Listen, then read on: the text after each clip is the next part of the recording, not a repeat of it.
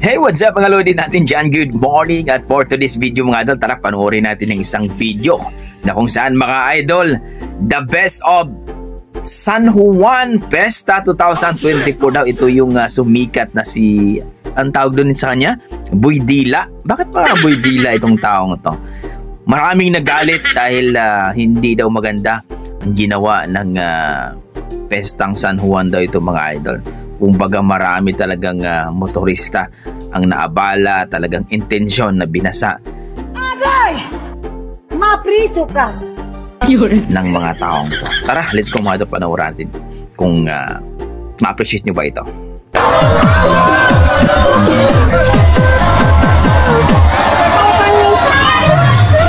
Grabe. Sinakyan talaga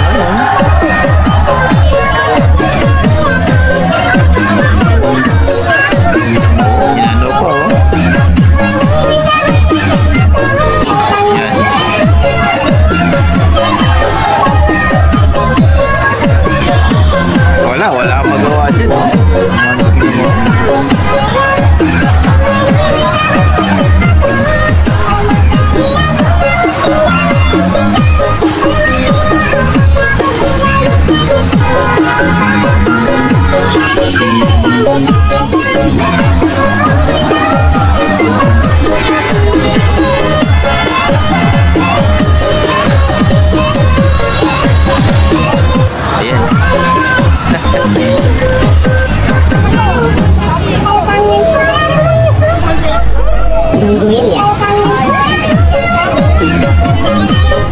Ayun na humusga mga idol kung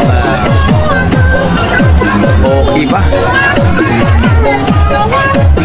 Yung mga nag-aaway pa lang to, pulis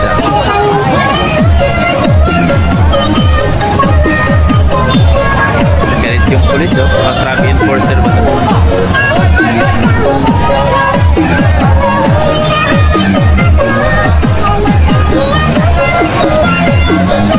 So yun mga idol, no?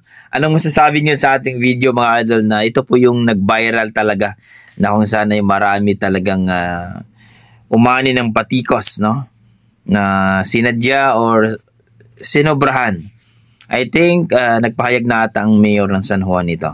So kayo dyan mga idol, ano masasabi nyo sa ating video kung saan ay talaga namang marami ang nagsabi na hindi daw maganda. At sana daw ay masolusyonan daw ng alkalde ng San Juan na kung saan ay sana hindi na maulit daw yung ganun. Okay lang naman daw kung basahin yung huwag daw intention. Kumbaga talagang bubuklatin yung ng sasakyan, yung nakatago.